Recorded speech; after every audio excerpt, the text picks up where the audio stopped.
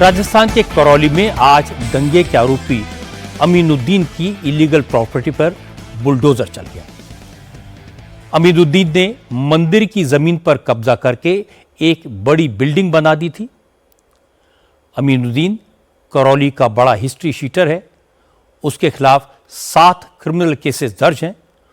उस पर हिंदू संगठनों की बाइक रैली पर पथराव करवाने और शहर में दंगा कराने का आरोप है। अमीनुद्दीन को इलाके में सट्टा किंग कहा जाता है। सट्टे के केस में वो इस वक्त जेल में है। राजस्थान में जब अशोक गहलोत की सरकार थी, उस वक्त अमीनुद्दीन की मां राशिदा खातून करौली नगर परिषद की सभापति थी। उसी वक्त अमीनुद्दीन ने मंदिर की जमीन पर कब्जा किया और मंदिर को तोड़कर अपनी बिल्डिंग बना ली।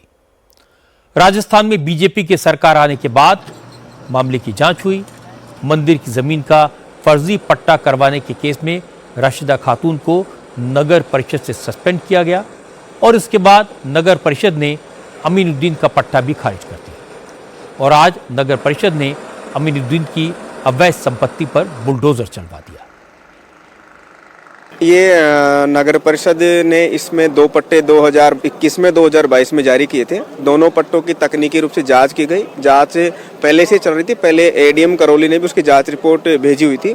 उसी जांच के आधार पे दोनों पट्टे और जो बिल्डिंग परमिशन थी वो निरस्त की गई है। निरस्त करने के बाद में जो अवैध अतिक्रमण चिन्हित किया गया था हमें, चाहे वो रास्ते में हो, चाहे डिविजनल कमिश्नर कोटा का एक फैसला था 97 का, जिसमें कुछ मंदिर का पोर्शन भी इसमें माना गया था, उसका हो, उसके रेफरेंस में ही इस बिल्डिंग का जो अवैध निर्माण है उसको हटाने की कार्रवाई की जा रही है। निर्माण जो पट्टा धारक था उसी ने करवाया।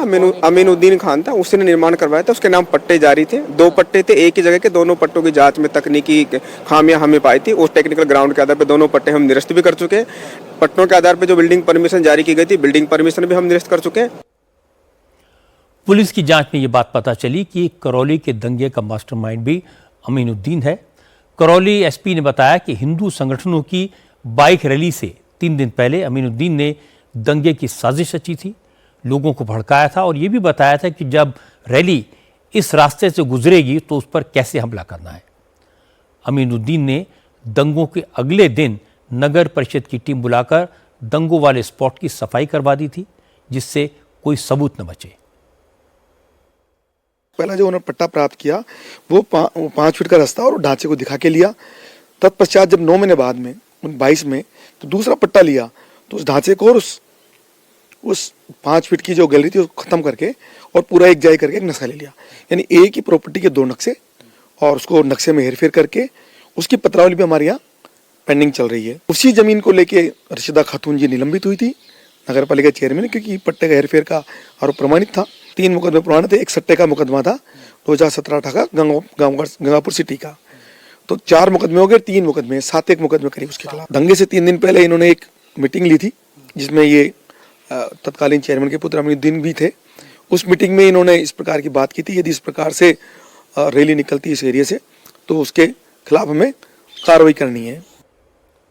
शिव मंदिर को तोड़कर दुकानें बनाना, मंदिर की जमीन पर कब्जा करना, ये आरोप तो गंभीर हैं। इस मामले में अमीनुद्दीन के खिलाफ जो एक्शन हुआ वो बहुत पहले होना चाहिए था।